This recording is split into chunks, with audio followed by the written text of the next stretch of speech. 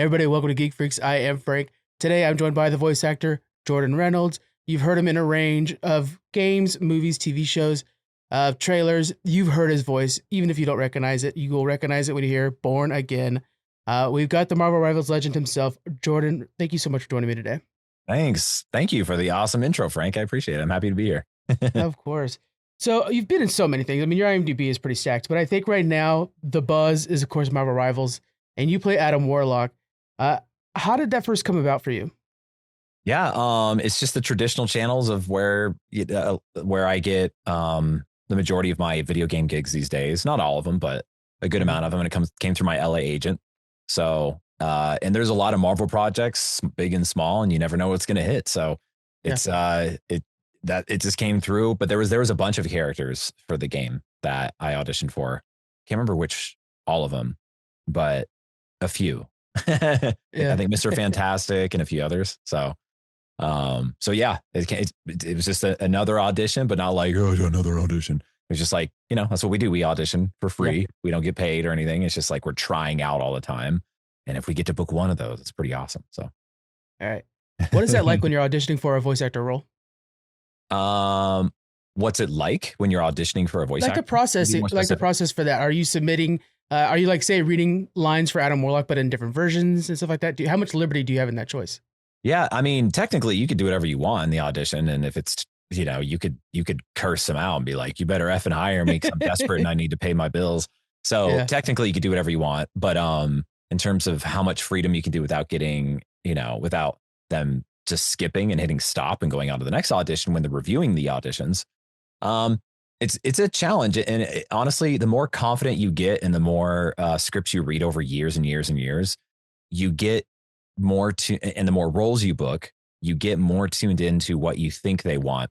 But a trap that a lot of actors and just creative types often face, especially when it's at the chance of hopefully getting hired, oh, please hire me, is that there's a sense of desperation that either leaks through in their performance or they try really too hard to do all the things. So if they want him to be stoic, but with a lot of energy, but then and there's all these kind of sometimes there can be conflicting characteristics, traits that they'll put in there. They're like, maybe we want some of this, maybe we want some of that, but it's the actor's job to really take what resonates with them and what they can bring from their own personal attitude and experiences.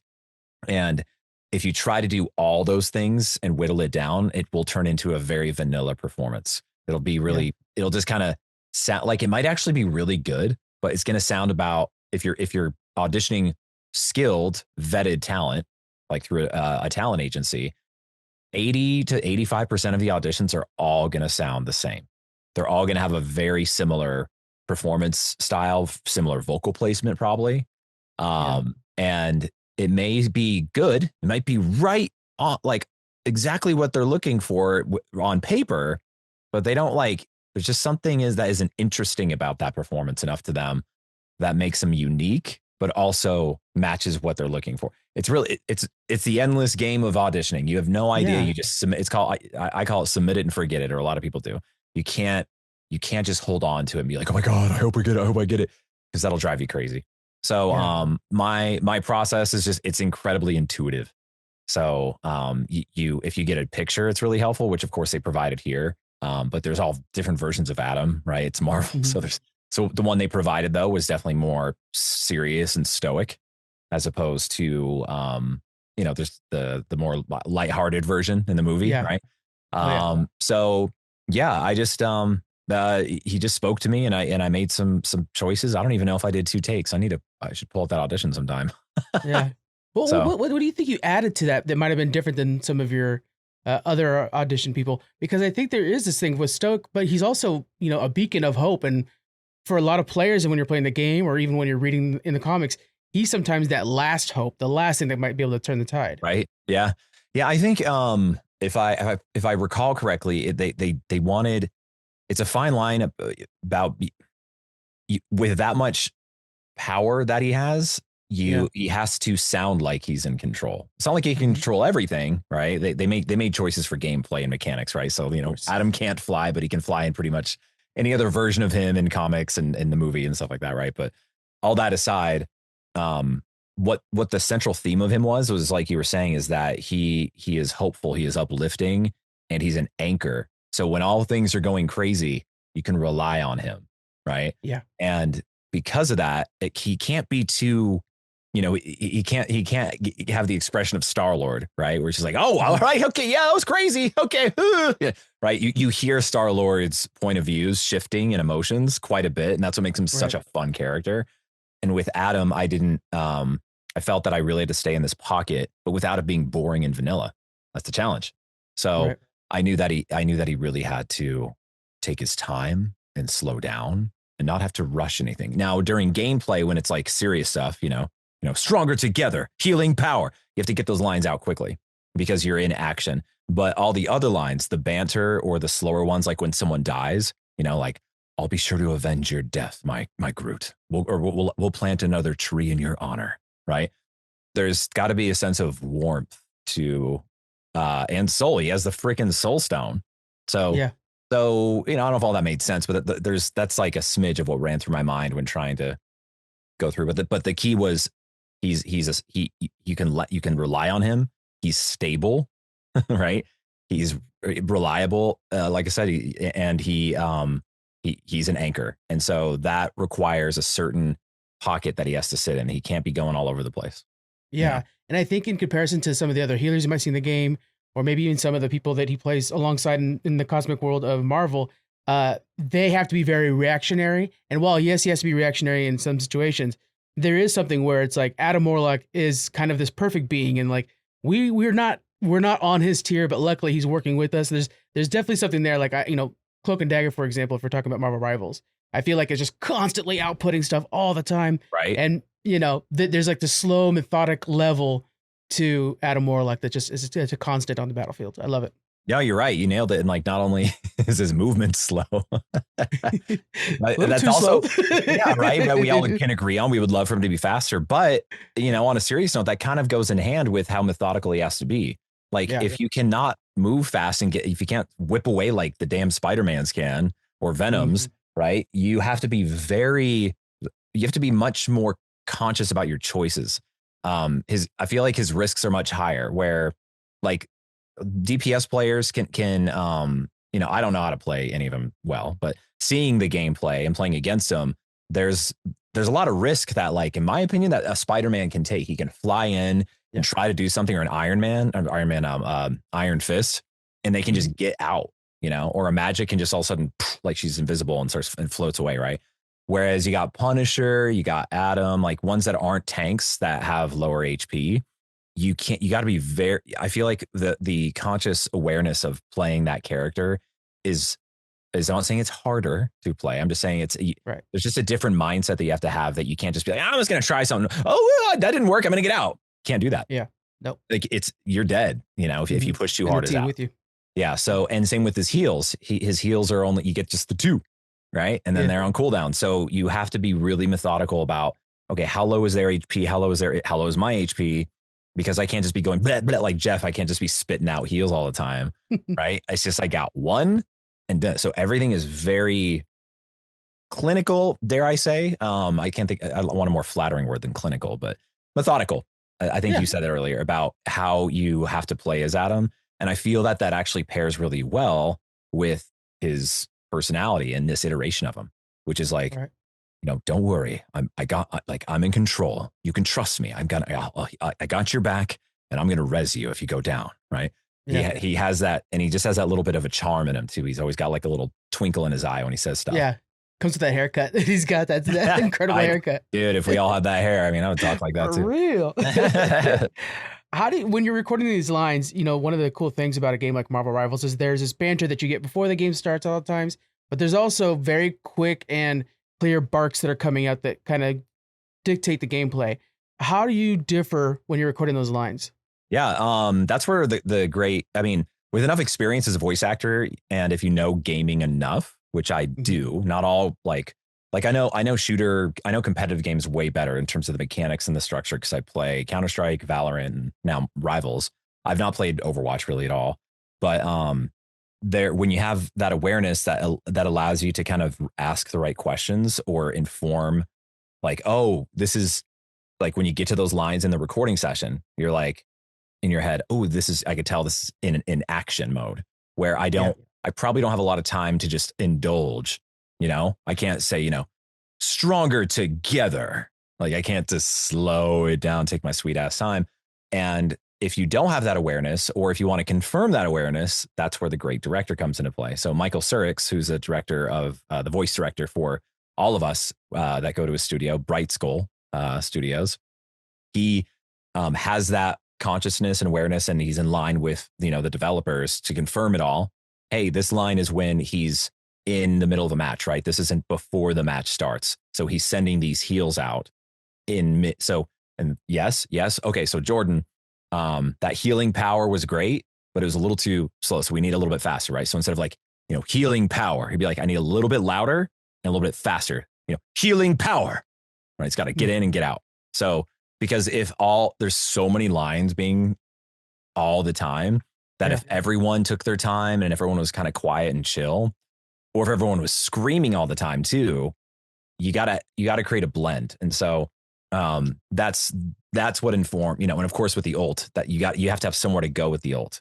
Every character, like all 40 whatever characters, no one for the most part is as loud as their ult when they're saying, right? Think about all their other lines, from banter lines in the lobby all the way up to action lines. Even their death sounds when they get killed might not be as big and loud projection wise out of your voice as that ult is. And that was all by design and from the developers and from Michael Surix directing us to make sure we had somewhere to go.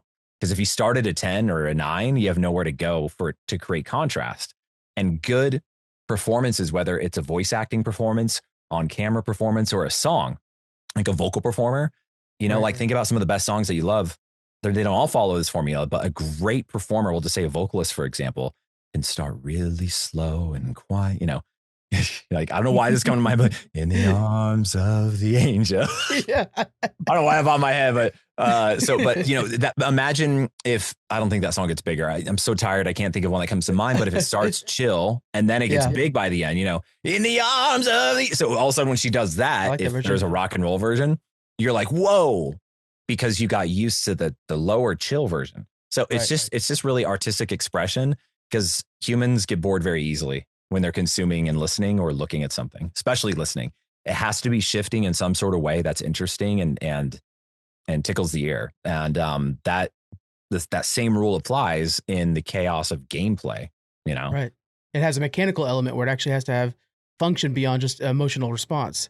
Yes. So like when you hear Born Again, like for Adam Warlock specifically, if you're on that team, suddenly like, okay, we have one more chance, and the math starts kicking in right away of like, okay, this is what I have at half health or whatever to be able to react. So like, it has to be so clear and functional to everybody that's around Adam Warlock, that, it's funny to think that it's not just creating an emotional character, but also it's very functional. It's part of gameplay. Yeah, you have to, as a voice actor and any musician, you're constantly grappling in your mind with the technical performance of it, which is how deep is it? How high is it? How loud is it? How quiet is it? Those are kind of like the real basics of the technical. That doesn't take creative performance. That just takes training of how to use your instrument. Yeah. Harder part is the emotional element that you're talking to. So, like I could yell, like a Born Again, but it just kind of it'll sound generic. Like, Born Again. Yeah. You feel anything there? No. No. Yeah. It just sounds like somebody yelling it. Yeah. Born Again. Born Again. Right. Boring. Right. But then, when you get a good Born Again, feel it, right? You could feel me going like, let's effing go. Right. Yeah. So that's required in all stages of lines, whether it's chill and relaxed, where you're just talking in the lobby, all the way up to blasting that ult out. You really, and especially the ult of all of it, you got to feel it, because that's what creates the emotional response in the gamers that are playing the game, so hopefully that made sense. Do you ever think about how these people who play video games or playing these games, they hear your voice so often that it actually becomes second nature to have a reaction to your voice? Like it becomes ingrained in them? Oh yeah. Because there's enough videos that are online of you know, we're at a con and we're all going, it's a montage of all of us doing our ults on a panel or something. Yeah. And the comments are hilarious. They're all over the place, you know. But a lot of them are just like, oh my God, this all gave me PTSD, right? Yeah. So, Yeah. 100%. Because the game, the voice lines are triggered so much in this game repetitively that it's created a really cool, for better or for worse, an emotional reactive bond to these characters from the gamers, which is really cool because, you know, I've been in about 100 games and there's not very many where people can say that. And I think it really just comes down to is because they're repeatedly hearing the same lines over and over again. Yeah. And what's cool about that is that the game lines that repeat over and over again that have a really distinct purpose that shift what's happening in the game is cool with gamers. But if it's just something that is said over and over again, that it doesn't serve any purpose, right? Other than just like, which happens in games, like a character might just be saying the same and you're like, I don't need, and you just mute it because you're like, I don't need to know what that doesn't inform my decision and it can get annoying. So then people will end up hating that character. And it has nothing to do with a voice actor. It's just like whatever the mechanics decided, whatever the game developers decided to do. If it's too repetitious and it doesn't serve any purpose to say it that often over and over again, then the gamers will hate it. So there's a fine line between I love, you know, the repetition of a voice line because it has purpose versus it's just annoying, you know? So that's just a fascinating observation of mine. the reactions that you're talking about in comments, it's funny because like when I hear your voice, generally it's not when you're on my team, it's when you're against me, and I'm the other healer that's on this side, and I see Adam Warlock rezzing, I'm like, get him. So when I hear your voice, usually my reaction is get him. Yep. You know? Yeah, exactly. Stop him from rezzing everybody. Yeah. Or depending on how the scoreboard is and everything, you might just think, oh, it's over. Because you know that the other team they haven't popped. You can't see if the other team has their ults charged, right? That's in scoreboard, doesn't it? No, not the ults, no. But for Adam Warlock, it's that big red circle. Like, no, that's when you're on his team. But like, you can see like the big circle, like everything in that section is getting res right now. Yeah. Get him now while we have a chance. And we have a small window. Get him. But yeah, if it's close enough though, like if you know that the rest of the team, that he still has some ults in the bank and like you guys are barely like, sometimes it could just be like, get him, but we're probably going to lose because and Bucky's going to pop off and then Magneto's going to pop off. I'm literally talking to him tomorrow, Bucky. Oh, really? Oh, cool. Tell him I said hi. We were just talking today. So that's cool. All right. You know, I actually want to talk to you about, you have such an extensive library. The game I probably play the most throughout my life has been World of Warcraft. And I see that you had a hand on that. What is that like playing on World of Warcraft, and how big are your roles there? They're very tiny. Yeah. Okay. So I can't even, I recorded one session in 2017. It was for a high mountain tauren. Yeah. Which is some, I don't know, race, species. I don't even know what to call it. It's a race, and I have played them for sure. So yeah. But there's different ones. So I don't even think it's like, I didn't have a name. So I'm one of the high mountain tauren, which was really cool though. Cause I remember it. I think I remember the voice being very like low and guttural or something. Bro, like I'm going to tell you right now, that hit something I didn't know existed right there. I was like, I've heard that voice there. Oh, sure. Honestly, dude, though, I'm like, I don't know if it was something like that. It probably wasn't that good, to be honest.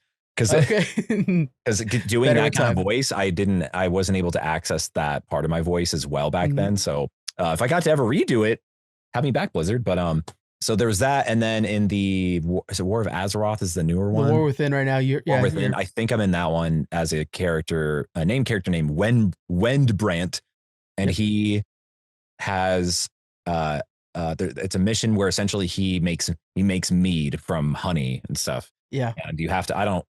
Essentially, it's a pretty tragic story, but I just remember a lot of lines like, "Oh no, my mead! Where did my mead go? Oh God, please don't take my mead." I had probably said mead 900 times because he cares very much about mead. So, well, and it's a great little quest in the beginning. It's in Dornigal, so it's in the early parts of the game of that expansion. So it is.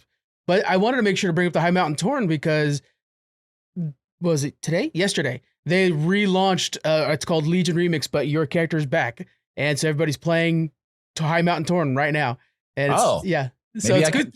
I've tried to find voice lines of a High Mountain Tauren, but they also pitch shift everyone. But I'll know by how it's being performed, like just the mechanic of the vowels and things like that I'll know if it's me or not. But I still haven't been able to find it. So if you find any clip of like High Mountain Torn talking, send it on over. I'd love to Oh, see if we'll find they're them. there Yeah, in the everybody's game. playing together now, so it's fun to hear that. Like, there's Jordan. Oh, that's cool.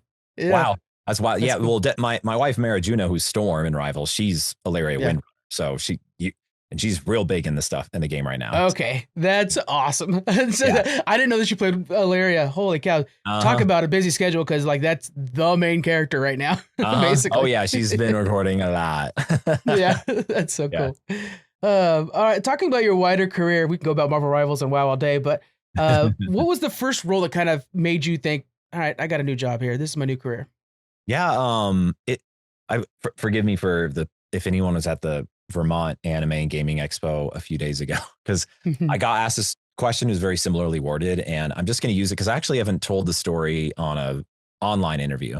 But to really give a boring like resume, outline of events, I built my career in Colorado and just doing commercials and training videos, no character work. Mm-hmm.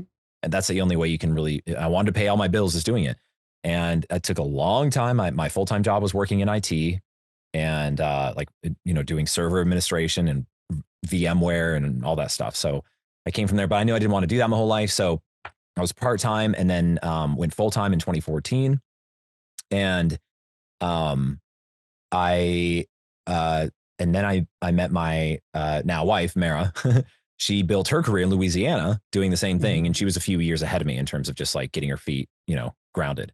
So we both had careers, but mostly doing like commercials and training videos or phone systems. Like, thanks for calling, thanks for calling Bob's Burgers. So anything we could get, it was all online, thanks to the internet. So, which is really cool. That's pretty rare. It's very hard to do, but we did it. And then we're like, what, you're always trying to grow. And we both wanted to do character work, but there just wasn't, it was harder to access, especially like in 2015, 2016, without being in LA. So in 2016, we both happened to sign with our dream agents in Los Angeles, and we had no intention to move. And then she booked a little show called Arcane in 2017, I think is when she booked it, or even 2016.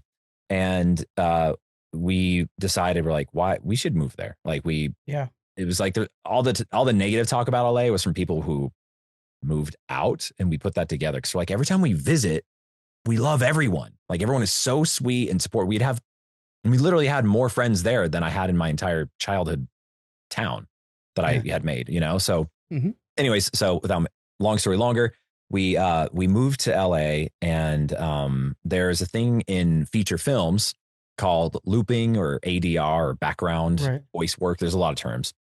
And there are specialty voices that if they don't have the regular crew that can like fill that voice, like for a sound alike for a celebrity or something, they then send auditions out.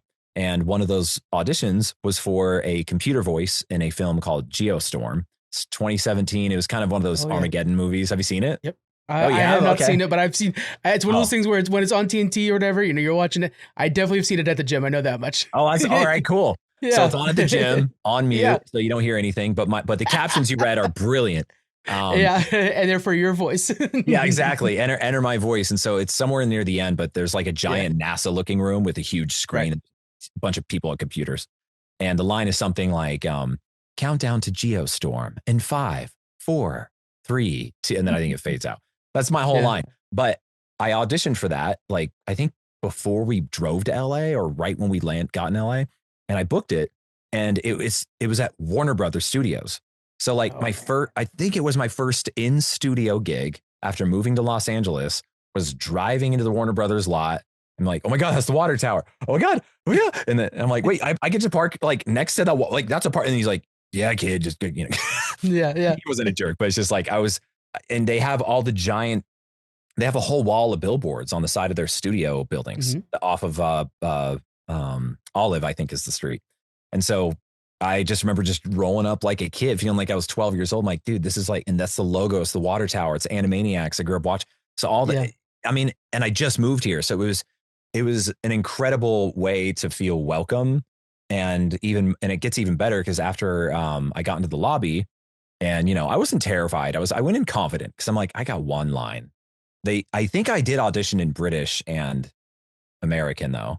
So I was trying to remember, my British was just getting started. It was just good enough.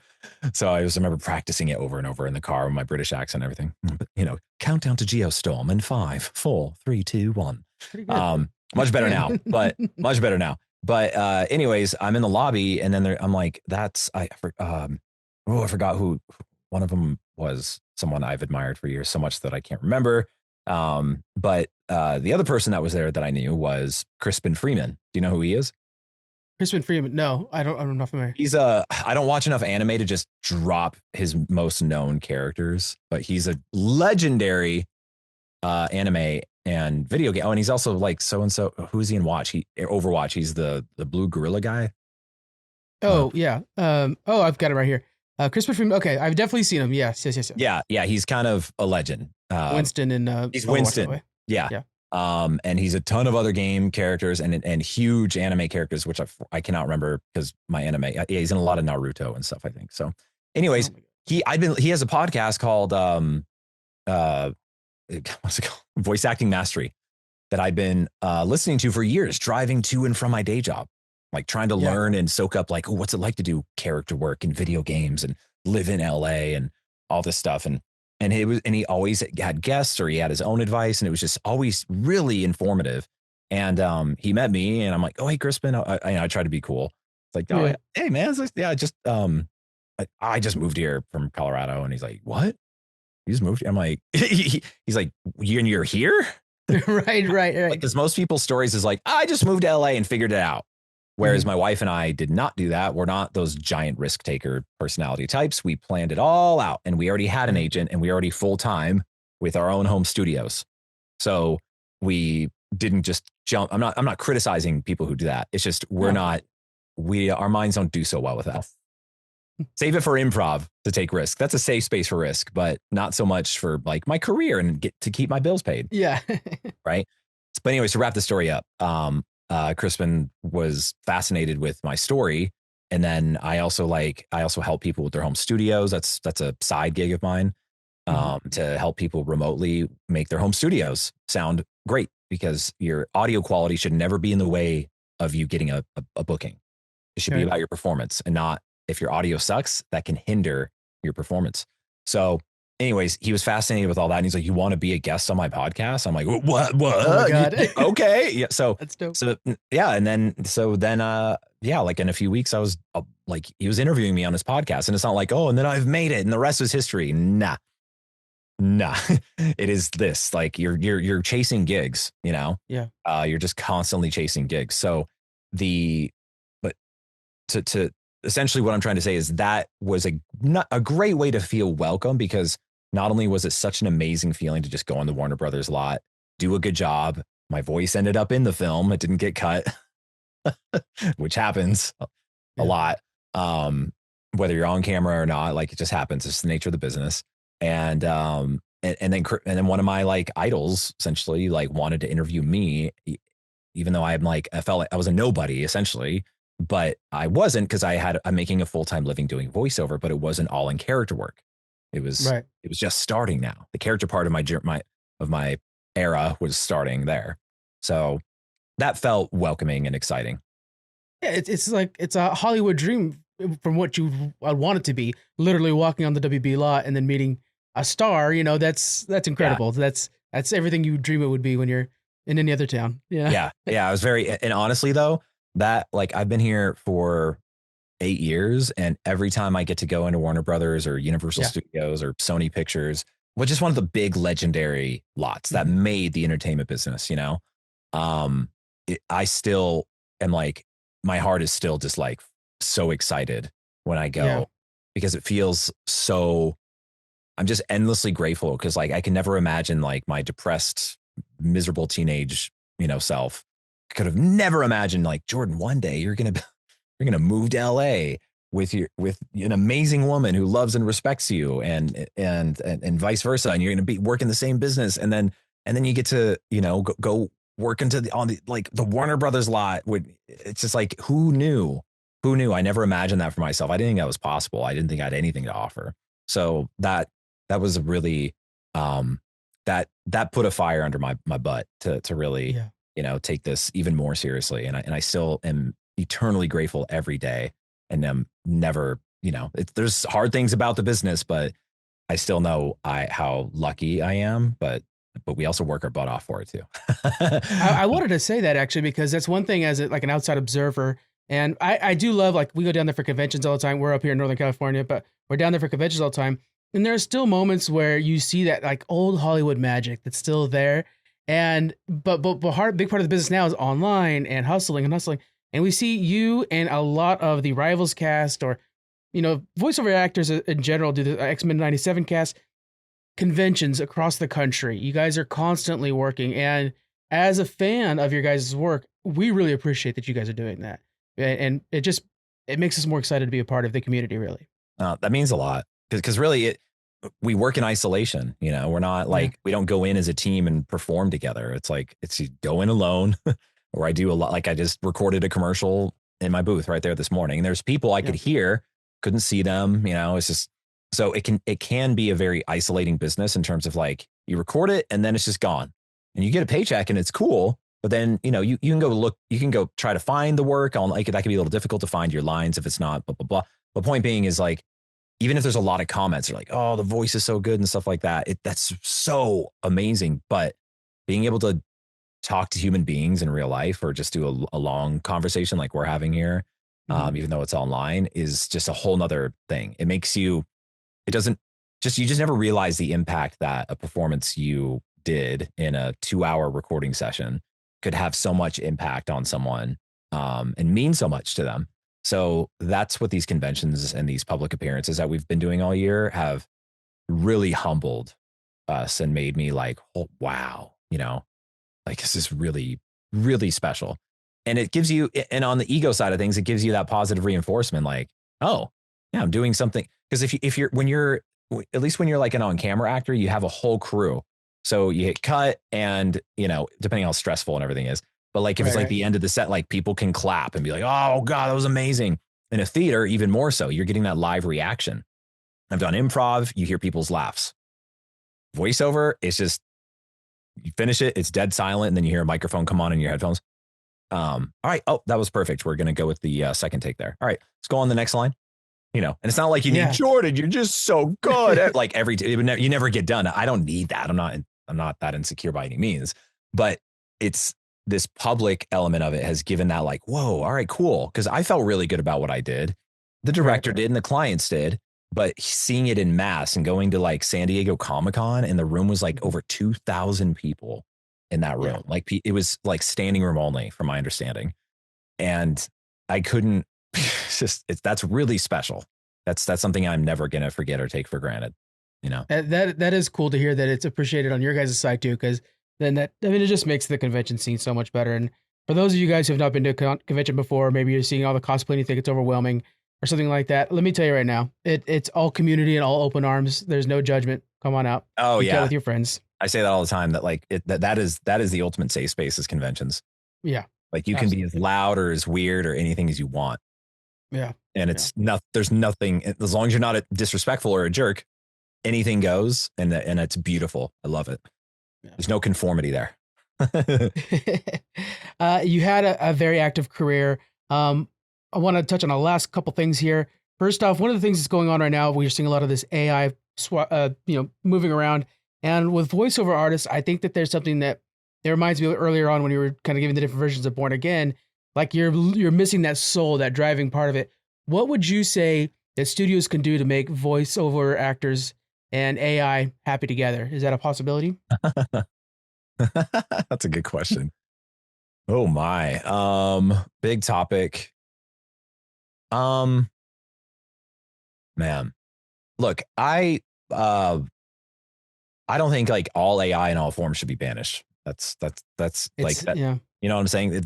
That's like when television was coming out and radio, where the people were like, no. We're like, imagine, and I'm sure there was plenty, and they're like anti-television because like, no, the ultimate form, it's going to make people not use their ears. Or right. They're just getting like, radio is the way of entertainment, and well, you can't stop it.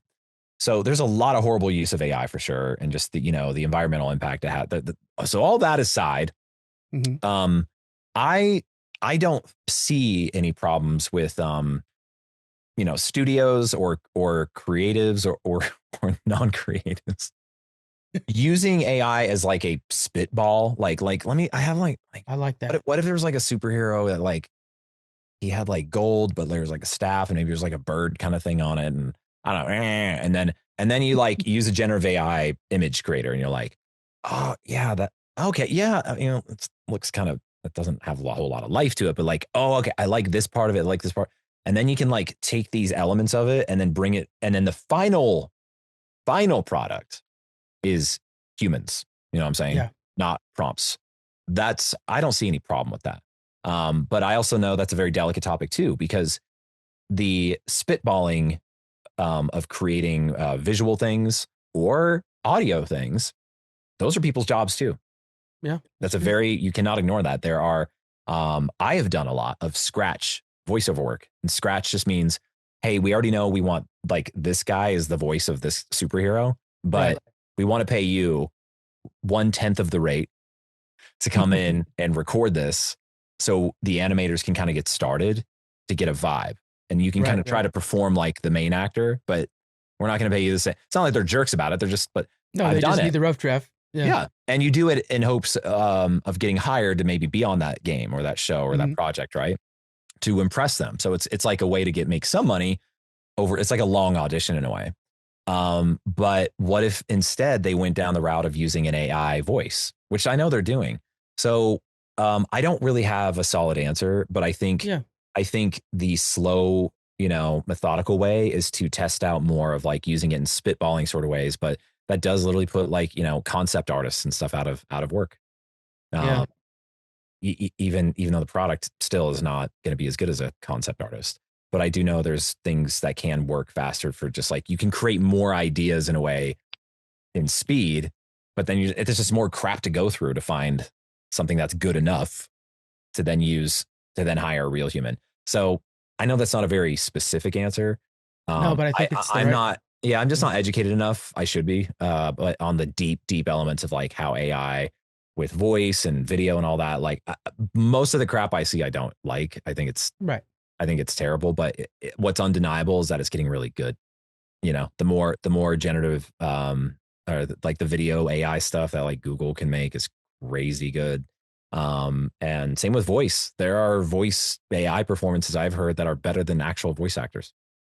It's wild. Like who have a big IMDb credits, you know what I'm saying? Yeah. Like, I'm like, not the AI version of them, but just like, I will just hear some AI performances that probably took a lot of massaging, right, to get it sound right. But guess what? 2, 3 years, 5 years, you're just gonna have to type one paragraph and you're not gonna have to give it any notes afterwards. And it's gonna be very likely just as good in terms of just like getting the vibe you're roughly going for, sounding like a human entirely.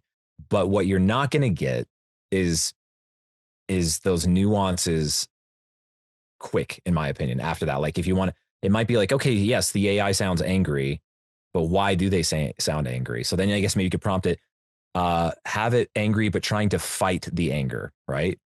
Oh, that's what a human does. Humans are always trying to hide emotions, whereas versus just overtly expressing them, right? Yeah. That's what makes emotional performances a lot more interesting is when an actor, both on camera and voice, is trying to hold that back. And then when it explodes, it's very visceral. But I'm off in the weeds here, but yeah, it's something I think about a lot. But AI, and on the crappy side of it, people, I literally just I don't do it often. I've done it like maybe 3 times, but there was like someone made an edit of Adam on Reddit. And it was a really cool edit. Like they put a song in there, and it was like a gameplay where they did this epic res, and like it was cool overall. But there was literally like a whole line in there. Can't remember. It was it was like a cool biblical sounding line. It was something like something like, for all the souls that have been lost, I will be here to bring you back to life, something like that. But it sounded like this. It was just like, for all the souls that are lost, I will bring you back to life. Yeah.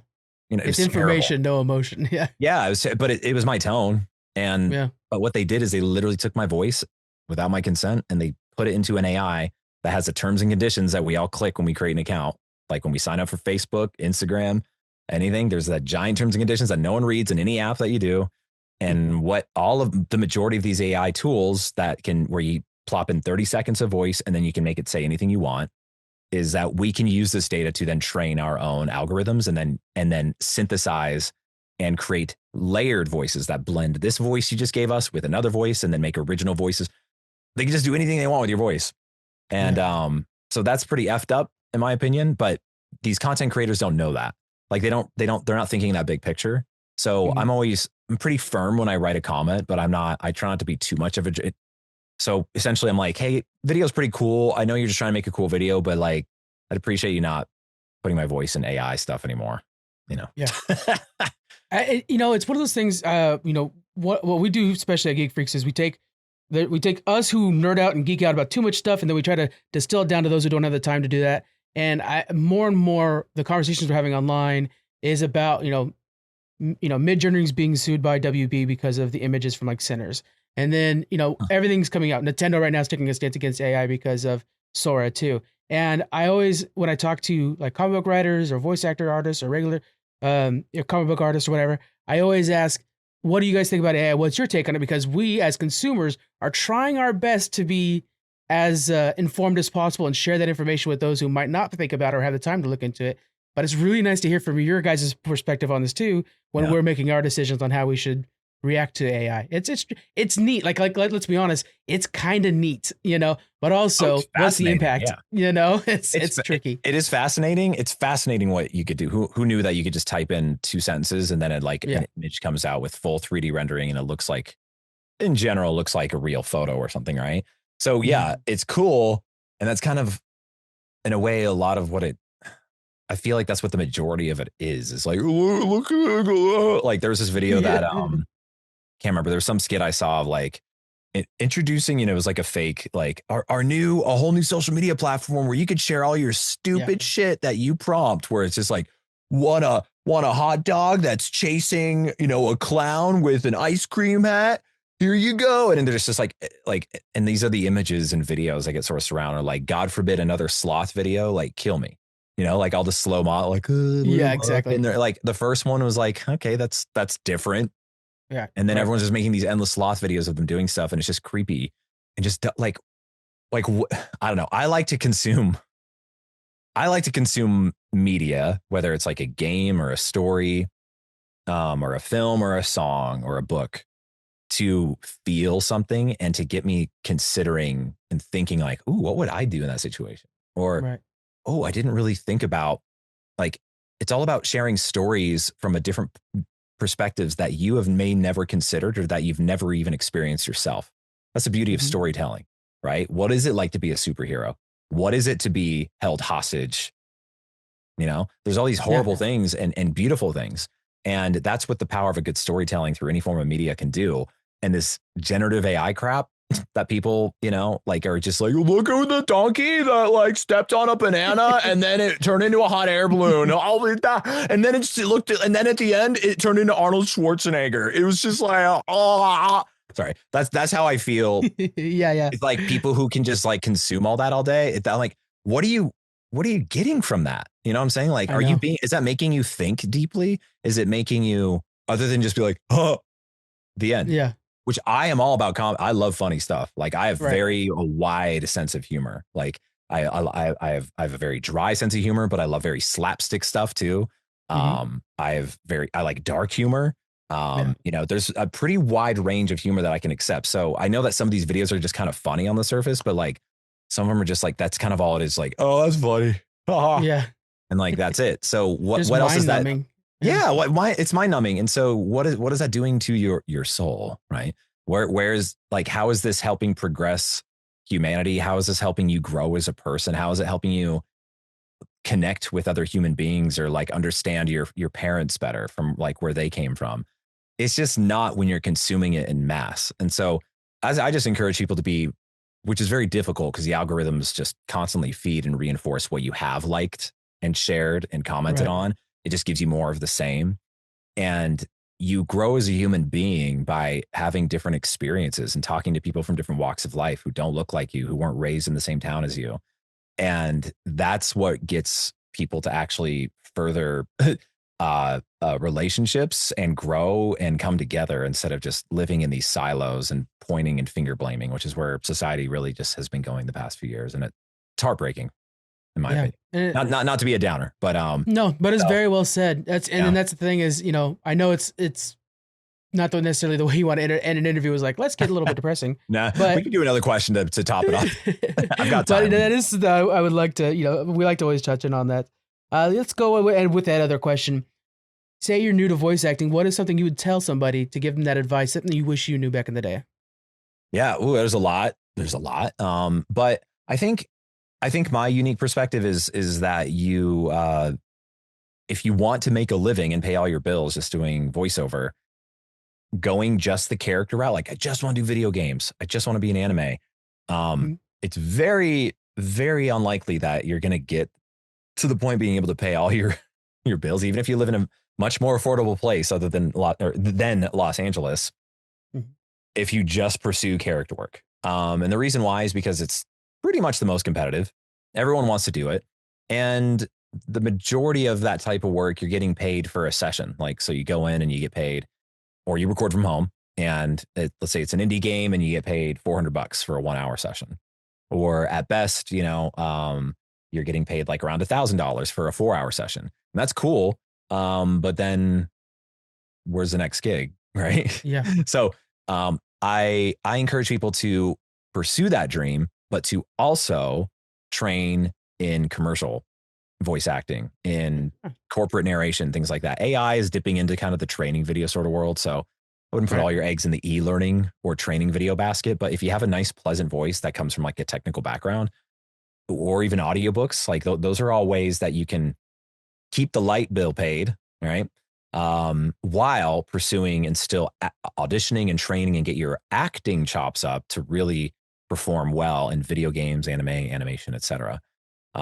Because that I just see too many people endlessly struggling because all they do is like focus on video games, and like it just never happens. Like they might end up building, they might end up being in 15, 20 games over the course of 10 years.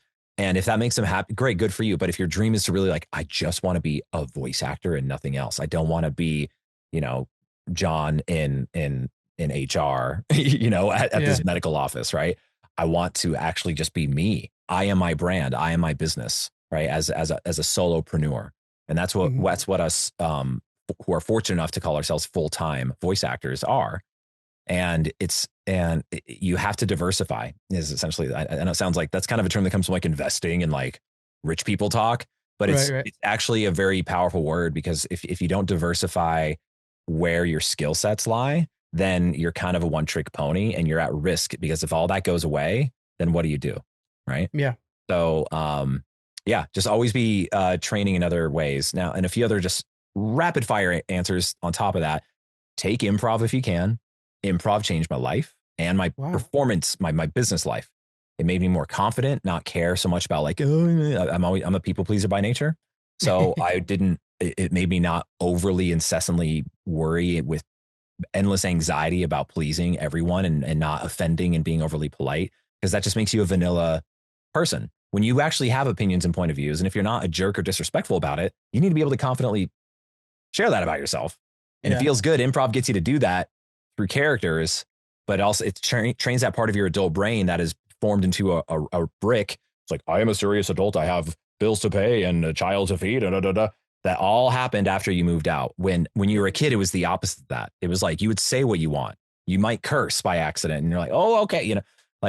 So that childlike nature is essential to have great performances and quick reactionary mindset stuff when you're in a session.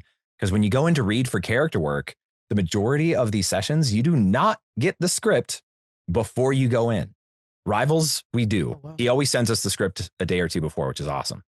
Mm-hmm. Most of them do not. I just recorded like about 12 hours of monologue, sort of like captain's log sort of stuff for a game. And I didn't have the script, and I had to cold read giant paragraphs of day 352. We went in and had this battle and we didn't succeed and blah, blah, blah, like a full technical report with emotions and points of view.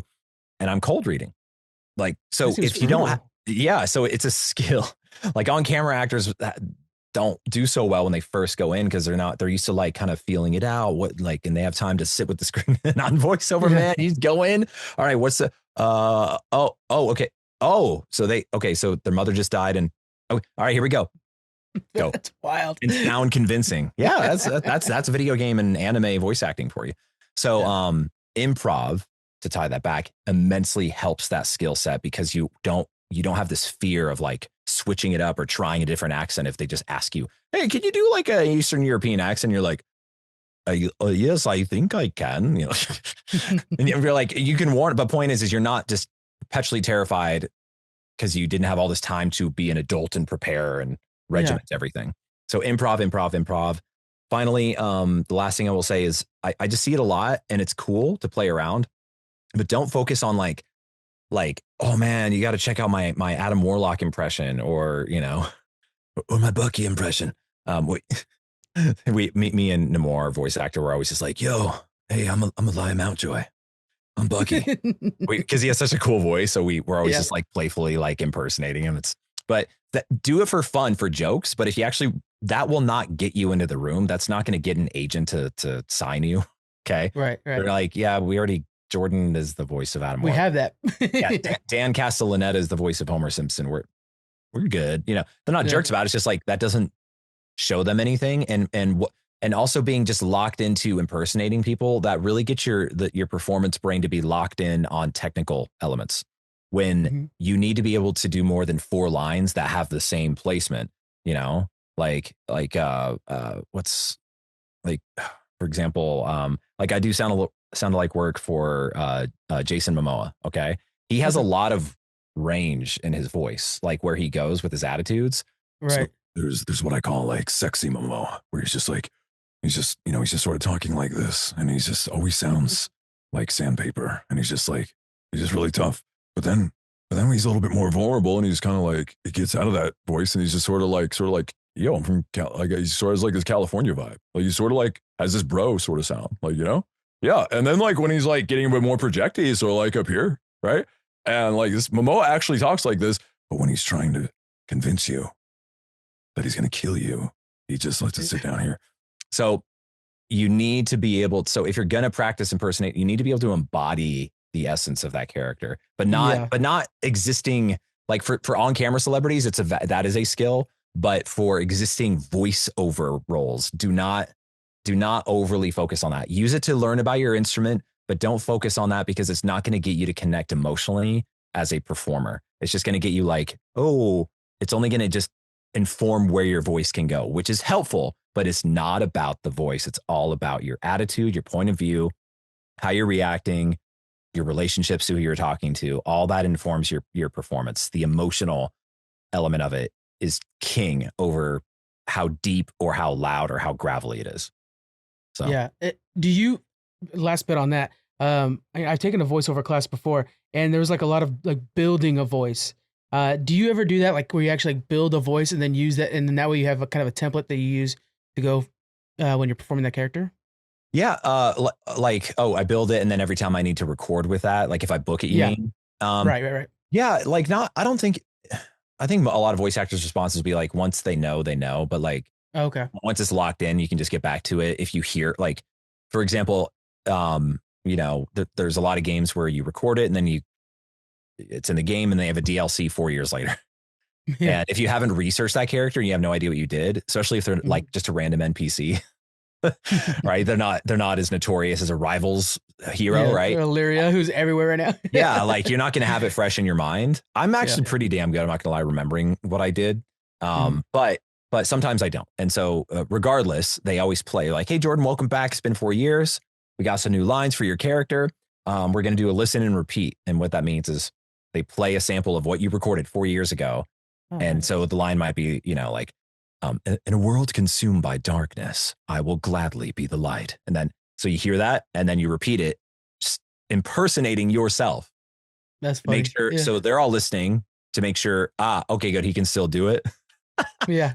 But more so, not they're worried that you can't do it. They need to give you something because they don't expect you to remember every damn thing you recorded in every part of your life. So that's how you get locked back into it. They help you with that, thank God. If they don't, by the way, voice actors, you can ask. Don't be afraid to ask questions in sessions. That is highly encouraged. You know, you don't want to be asking like, you know, feel the room out. But if there's something you literally need to actually, because you have no idea how to perform the line, you need to ask questions like, okay, so I'm clearly upset. Clearly someone died in this line that I'm talking about. Who died? Yeah. Sometimes you don't get that information because it might be moving, like the session's moving quickly and yada. You got to ask those questions. Otherwise, you're going to have a very generic performance. But anyways, back to the voice template thing. Yeah, it's more of an attitude and vibe when I'm making a choice for where, like how the voice is going to be. But it's more of the essence of the character. And then that informs like if it's going to be low or high or gravelly or accented. If they give you the freedom to pick an accent. Like I'm the voice of like a little sparrow in Wasteland 3. And how the script is written, they didn't say they wanted someone with like a southern lilt, but he's a sex robot. And just he's actually said he was a poet. So I just imagined him like this little Southern Belle guy. And he's just like, I'm just here to help you feel good. Which tool would you like me to use on your body? You know, it's like, it's so, yeah. So it was just creepy, but you actually loved, like he was sweet, but just reading how the lines are written and like, they just said he was a poet and stuff like that, that I just instantly was able to like, I don't know. I had enough experience to know, like, he's not going to be like, hey, how you doing? You want to have some sex? You know? So it was, but it goes back to what you were first saying too, is like, you have to make yourself distinct from everybody else who's trying out for the same role. Yes. And adding that little Southern lilt is a little something they're like, we didn't think about that. I like that, you know? Yeah. So I know I'm kind of all over the place, but it's not that is the biggest mistake I see. So back to what you're saying, beginners, do not focus on the voice so much. Yeah. Because that's the easy part. That's the easy part to lock into. It's like when I got into voice acting, I'm like, oh, I need a home studio. I'm already kind of a tech nerd. I could figure out like cables and drivers and things like that. And I went all in on that. And that's all I focused on. And then 3 years had passed and I'm like, I haven't made any money in voiceover. It's because I haven't really tried to learn how to be an actor. Right. Yeah. And that's the terrifying part, getting to know yourself, being vulnerable. Where do your emotions come from? Right. That is the hardest part. And that is, you can only book so much work if you have a really unique, cool voice. But there are people with incredibly average sounding voices like mine. Okay. I have a very average baritone voice. I don't have like this amazing, like cool, distinct, unique, like I don't have, you know, those like there's plenty of voices like James Earl Jones. Yeah, like James Earl Jones, you know, he has or Ian McKellen. Ian McKellen has a beautiful, lilted, beautiful voice, and he can narrate anything. Right. So that's a unique voice and that can get you to a certain point. But if you can't act and you just sound cool, you're only going to do smaller, whatever projects. You're not going to get to the big leagues. It's more of a party favor. Yeah. It's a party trick. 100%. So you need to know. So the reason I'm fortunate enough to book in such a wide range of work, you know, like this guy doesn't sound anything like Adam Warlock. Right. So that's because I've spent so much time auditioning, practicing, private coaching, workshops, and just repetition is what gets you to grow. You can't take a workshop once every year and think you're going to like get good at voice acting. I did that for years and nothing happened until I got serious and then was consistent. So I could go on and on, but hopefully I give some. I think it's amazing. Yeah. Like including with the improv and stuff, it basically comes down to like, just keep working your craft. Even if you're not, just have fun with it and working in your craft. That's some really good advice there. I really appreciate you sharing that with everybody. Yeah. That's cool. Yeah. Connect with yourself. Use your life experiences. It's all about the acting and emotion, not the voice. The voice is always secondary. Yeah. So Jordan, I have truly enjoyed this conversation. I thank you so much for joining me today, man. Yeah, man. This has been fun. Great questions, by the way. It's been. I appreciate that. Thank you. Yeah. I've been done a lot of interviews and these are very unique questions. I like it. So I appreciate. Yeah, we didn't get to all of them, but man, we got to some really good ones. I know. You could blame me for over answering, but yeah, this has been awesome. Perfect. If I'm doing less talking, it means I did all right. That's good. No, all good, man. It's been great. Yeah. All right, everybody. Thank you so much for hanging out with us. Make sure you go to the descriptions to follow Jordan on all his progress, and we'll see you guys next week. Bye. Peace.